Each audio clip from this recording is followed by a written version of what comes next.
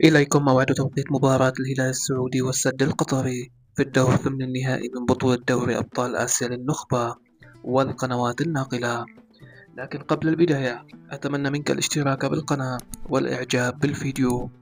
يواجه الهلال السعودي نظيره السد القطري على استاد الأمير عبدالله الفيصل في مباريات الدور 16 من دوري أبطال آسيا للنخبة.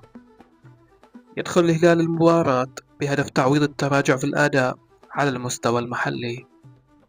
موعد مباراة الهلال والسد في دور 16 من دوري أبطال آسيا للنخبة هو اليوم الاثنين على ملعب الأمير عبدالله الفيصل في السعودية. تنطلق صافرة البداية في تمام الساعة 9 مساء بتوقيت السعودية وقطر، 10 مساء بتوقيت الإمارات.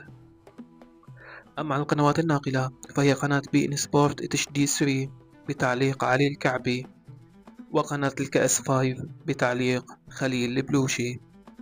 في الختام اكتب لنا توقعك لنتيجة اللقاء في التعليقات.